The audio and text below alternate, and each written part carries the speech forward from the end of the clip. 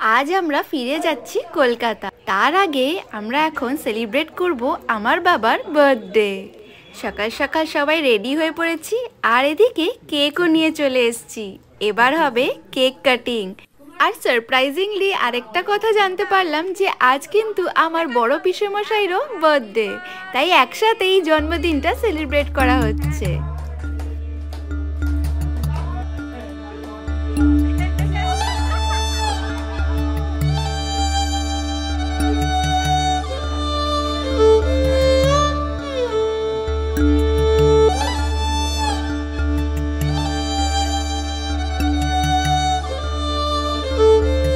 সবাই কেক খাওয়ার পর দুটো পিস কেক রাখা হয়েছে। একটা পিস নিয়ে যাব মার জন্য, আরেকটা পিস নিয়ে যাব আমাদের নতুন জামাইয়ের জন্য। এবার আমরা সবাই রেডি হয়ে রওনা দিচ্ছি স্টেশনের দিকে।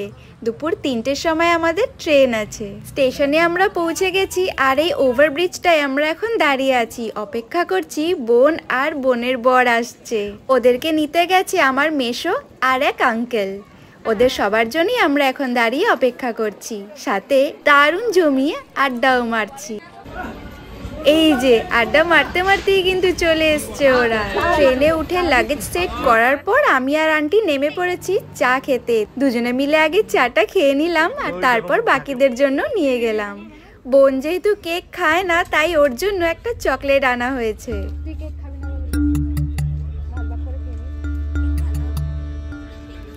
এখন ট্রেন ছেড়ে দিয়েছে, আর সবাই নিউজ পেপার পড়তে ব্যস্ত।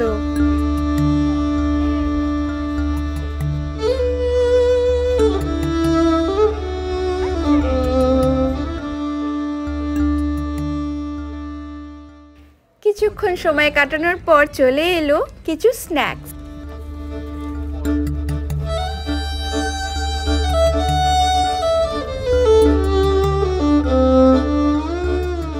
এবার সবার জন্যই চকলেটস কেনা হয়েছিল, সেগুলি ডিস্ট্রিবিউট করা হলো।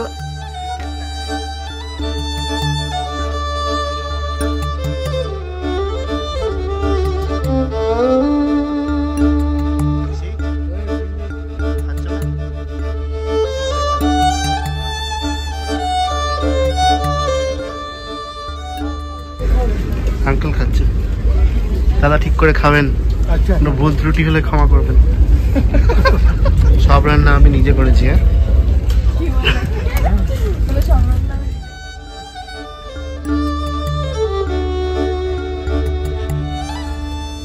সবাই এবার রেডি হচ্ছি নামার জন্য। পৌঁছে গেছি স্টেশনে।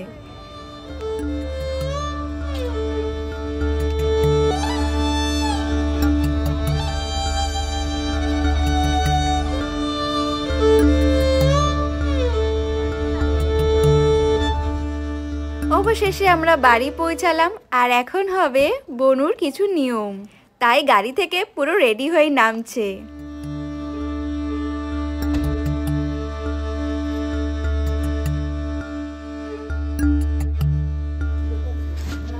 কোন পাতে ডুবো কিছু আছে